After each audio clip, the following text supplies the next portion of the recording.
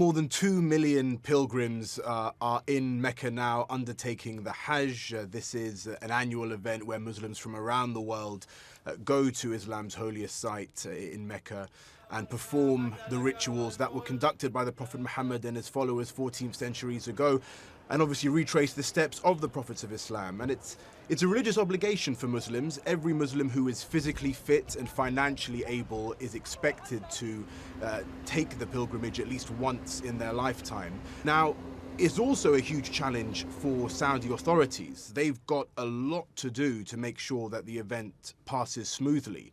They've got some 42,000 cameras installed at various locations to oversee proceedings. Around 10,000 security forces will be on the ground making sure things go smoothly.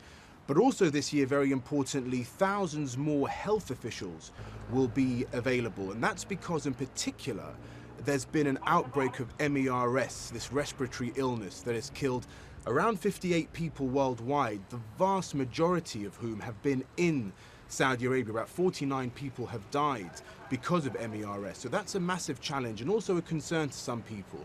Now, Saudi officials over the last couple of days have tried to ease any concerns and anxiety amongst people traveling to Hajj. They've said that they've taken all the precautionary measures. There are people on standby, clinics and ambulances, and as I said, health workers who are there to help.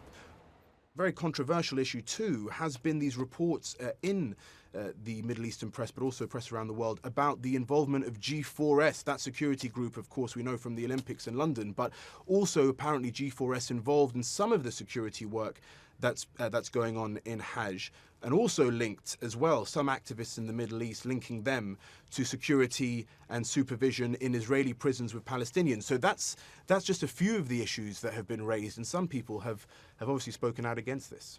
Their concern is really that G4S is also involved in Israel. They accuse G4S of profiting from Israeli occupation of Palestinian land. Now, G4S does have operations in Israel. It also has operations in Saudi Arabia. And they say that those two businesses are completely separate and that one has nothing to do with the other.